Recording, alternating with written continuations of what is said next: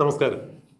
മുൻ മുഖ്യമന്ത്രിയായ പിണറായി വിജയന്റെ നവകേരള യാത്ര നടക്കുന്ന സമയത്ത് നവകേരള യാത്രയ്ക്കെതിരെ അന്നത്തെ മുഖ്യമന്ത്രിയായിരുന്ന പിണറായി വിജയന്റെ അഴിമതിക്കും കെടുകാര്യസ്ഥതയ്ക്കും ധൂർത്തിനും എതിരെ യൂത്ത് കോൺഗ്രസ്സുകാരും KSU പ്രവർത്തകരും ഉൾപ്പെടെയുള്ള വലതുപക്ഷത്തിന്റെ UDFന്റെ പ്രവർത്തകർ കരിങ്കൊടി കാണിച്ചതിനെ തുടർന്ന് മുഖ്യമന്ത്രിയുടെ ഭാഷയിൽ പറഞ്ഞാൽ രക്ഷാപ്രവർത്തനം നടത്തി അവരുടെ തല തല്ലിപ്പൊളിക്കുന്ന കാഴ്ച തത്സമയം നമ്മൾ ദൃശ്യങ്ങളിലൂടെ കണ്ടറിഞ്ഞതാണ്.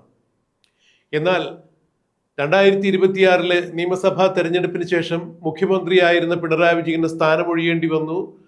VD സതീശന്റെ നേതൃത്വത്തിൽ പുതിയ മന്ത്രിസഭ അധികാരത്തിൽ വന്നപ്പോൾ പഴയ കേസുകളെല്ലാം UDF അന്വേഷിക്കുന്നു. അതായത് മുൻ മുഖ്യമന്ത്രിയായ പിണറായി വിജയന്റെ നവകേരള യാത്ര നടക്കുന്ന സമയത്ത് അതിൽ പ്രതിഷേധിച്ച് കരിങ്കൊടി പ്രകടനം നടത്തിയ KSU പ്രവർത്തകരെയും യൂത്ത് കോൺഗ്രസ് പ്രവർത്തകരെയും മുളവടി കൊണ്ടും ചെടിച്ചട്ടി കൊണ്ടും മറ്റും തല തല്ലിപ്പൊളിച്ച ആ കാട്ടുനീതിക്കെതിരെ പോലീസിന്റെ മാനുവലിൽ പോലും പരാമർശിച്ചിട്ടില്ലാത്ത അത്തരം മൃഗീയമായ മർദ്ദനത്തിനെതിരെ ഇപ്പോൾ മന്ത്രിസഭാ യോഗം തീരുമാനമെടുത്തു. അത് കേസായി ഇന്നത് കോടതിയിലെത്തിയിരിക്കുന്നു. രക്ഷാപ്രവർത്തനത്തിൽ പങ്കെടുത്ത മുഖ്യമന്ത്രിയുടെ സുരക്ഷാ അംഗങ്ങളും മറ്റ് പോലീസ് ഉദ്യോഗസ്ഥരുമെല്ലാം ചേർന്ന് KSU പ്രവർത്തകരെ വധശ്രമത്തിന് അവരെ പാത്രീഭവിപ്പിക്കുകയായിരുന്നു, അല്ലെങ്കിൽ അവർക്ക് നേരെ വധശ്രമമാണ് നടന്നത് എന്നുള്ളത് തന്നെയാണ് കേസ്. അത് ദൃശ്യങ്ങളിലൂടെ എല്ലാവരും കണ്ടറിഞ്ഞതുമാണ്. മുഖ്യമന്ത്രിയുടെ Z+ കാറ്റഗറി സുരക്ഷയുള്ള മുഖ്യമന്ത്രിയുടെ സമീപത്ത് നിന്നും സുരക്ഷാ സൈനികർ, അദ്ദേഹത്തിന്റെ അംഗരക്ഷകർ മാറാൻ പാടില്ല എന്നുള്ളതാണ് പോലീസിന്റെ യെല്ലോ ബുക്കിൽ പറഞ്ഞിരിക്കുന്നത്.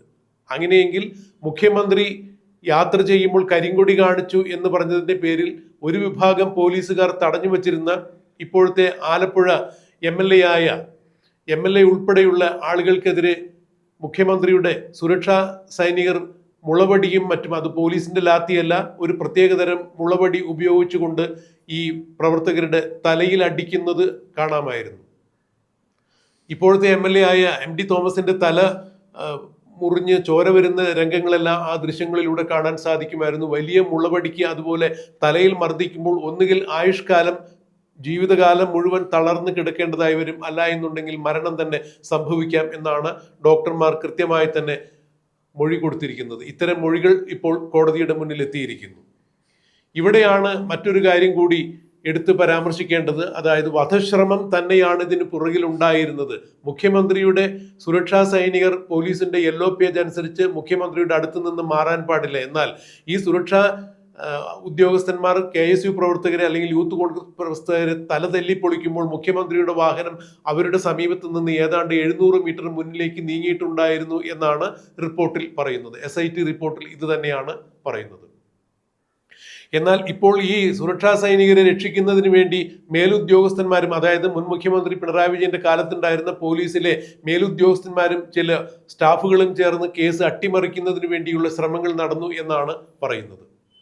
അതിന് പറയുന്ന കാര്യം, മുഖ്യമന്ത്രിയുടെ ബസ്സിന് നേരെ നവകേരള യാത്ര നടക്കുന്ന സമയത്ത് ബസ്സിന് നേരെ യൂത്ത് കോൺഗ്രസ് പ്രവർത്തകർ കല്ലെറിഞ്ഞു. ആ കല്ല് വന്നു കൊണ്ടിരുന്നെങ്കിൽ മുഖ്യമന്ത്രിയുടെ ജീവന് തന്നെ ഭീഷണി ഉണ്ടാകുമായിരുന്നു. അതുകൊണ്ടാണ് മുഖ്യമന്ത്രിയുടെ ജീവന് ഭീഷണി നേരിടുന്നു എന്ന് തോന്നിയത് കൊണ്ടാണ് സുരക്ഷാ അംഗങ്ങൾ KSU പ്രവർത്തകരെയും യൂത്ത് കോൺഗ്രസ് പ്രവർത്തകരെയും തല്ലിച്ചതച്ചത് എന്നുള്ള വാദമാണ് നിൽക്കുന്നത്. എന്നാൽ ഈ നവകേരള ബസ് ഓടിച്ചിരുന്ന KSRTCയുടെ ഡ്രൈവറായിരുന്ന അഭിലാഷ് പറയുന്ന, ഒരു കാരണവശാലും നവകേരള യാത്ര നടക്കുന്ന സമയത്ത് കേരളത്തിൽ എവിടെയും മുഖ്യമന്ത്രി സഞ്ചരിച്ചിരുന്ന അല്ലെങ്കിൽ മുഖ്യമന്ത്രിയും ക്യാബിനറ്റ് മന്ത്രിമാരും സഞ്ചരിച്ചിരുന്ന ബസ്സിന് നേരെ ഒരു കാരണവശാലും എവിടെയും വെച്ചൊരു കല്ലേറുണ്ടായിട്ടില്ല.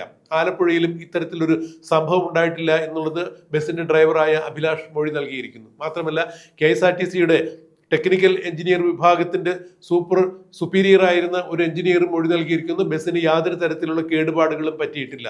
ഇതെല്ലാം ഇന്ന് ആലപ്പുഴ കോടതിയിൽ പരിഗണനയ്ക്ക് വരുമ്പോൾ പ്രതികളായി കുറ്റമാരോപിക്കപ്പെട്ട മുഖ്യമന്ത്രിയുടെ സുരക്ഷാ ഉദ്യോഗസ്ഥരടക്കമുള്ള 5 പോലീസുകാർക്ക് ജാമ്യം അനുവദിക്കുന്നോ ഇല്ലയോ എന്നുള്ളത് കോടതിയുടെ തീരുമാനം തന്നെയാണ്. എന്നാൽ നിയമവൃത്തങ്ങൾ ചൂണ്ടിക്കാണിക്കുന്നത് മനഃപൂർവ്വമുള്ള വധശ്രമത്തിന് ഇവർക്കെതിരെ കേസെടുത്തിരിക്കുന്നതിനാൽ ജാമ്യം കിട്ടാനുള്ള സാധ്യതകൾ വളരെ വിരളമാണ് എന്നുള്ളത് തന്നെയാണ്. മാത്രമല്ല ഈ കേസ് അട്ടിമറിക്കുന്നതിന് വേണ്ടി ഉയർന്ന പോലീസ് ഉദ്യോഗസ്ഥർ, ADGPയുടെ അന്ന് ADGP MR അജിത് കുമാർ ആയിരുന്നു.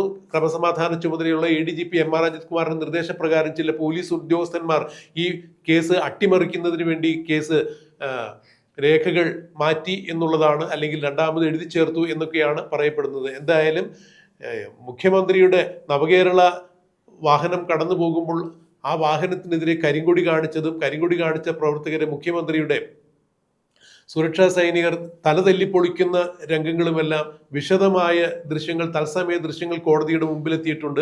തെളിവില്ല എന്ന് പറഞ്ഞ് തലയൂരാൻ വേണ്ടി ആദ്യം ശ്രമിച്ച മുഖ്യമന്ത്രിയുടെ അംഗരക്ഷകരായി ഈ കേസിൽ പ്രതിയായ ആളുകൾ ശ്രമിച്ചെങ്കിലും കൃത്യമായ തെളിവുകൾ തന്നെയാണ് ഇപ്പോൾ യൂത്ത് കോൺഗ്രസിന് വേണ്ടി അവരുടെ അഭിഭാഷകർ കോടതിയിൽ സമർപ്പിച്ചിരിക്കുന്നത്. എന്തായാലും ഡോക്ടർ ഉൾപ്പെടെയുള്ള ആളുകളുടെ ചികിത്സാ റിപ്പോർട്ട് യൂത്ത് കോൺഗ്രസ് പ്രവർത്തകർക്ക് അനുകൂലമായി വരും. ആയുഷ്കാലം മുഴുവൻ തളർന്നു കിടക്കുന്നതിനോ അല്ലെങ്കിൽ മരണകാരണമാകാവുന്ന തരത്തിലോ ഉള്ള വലിയ മുളവടി കൊണ്ട് തലയ്ക്ക് അടിക്കുമ്പോൾ അത്തരത്തിൽ മരണം തന്നെ സംഭവിക്കാം, അല്ലെങ്കിൽ ശരീരം മുഴുവൻ തളർന്ന് ആയുഷ്കാലം മുഴുവൻ തളർന്നു കിടക്കേണ്ടതായി വരും. അപ്പോൾ മനഃപൂർവ്വമുള്ള നരഹത്യക്കുള്ള കേസ് കൂടി ഇതിൽ ചാർജ് ചെയ്യപ്പെട്ടിരിക്കുന്നു. എന്തായാലും ഇന്ന് കോടതി ജാമ്യം അനുവദിക്കുമോ ഇവർക്ക് എന്നുള്ളത് കണ്ടറിയാം. മുൻ മുഖ്യമന്ത്രിയായിരുന്ന പിണറായി വിജയൻ ആഭ്യന്തര വകുപ്പ് മന്ത്രി കൂടിയായിരുന്നു. ആഭ്യന്തരം കൂടി കൈകാര്യന്ന പിണറായി വിജയന് ഇന്നത്തെ ഈ കോടതി വിധി എന്തായാലും സാരമായി പരിക്കേൽപ്പിക്കാൻ സാധ്യതയുണ്ട് എന്ന് രാഷ്ട്രീയ വൃത്തങ്ങളും ചൂണ്ടിക്കാണിക്കുന്നു. എന്താണ് നടക്കുക എന്നുള്ളത് നമുക്ക് കണ്ടറിയാൻ കാത്തിരിക്കാം.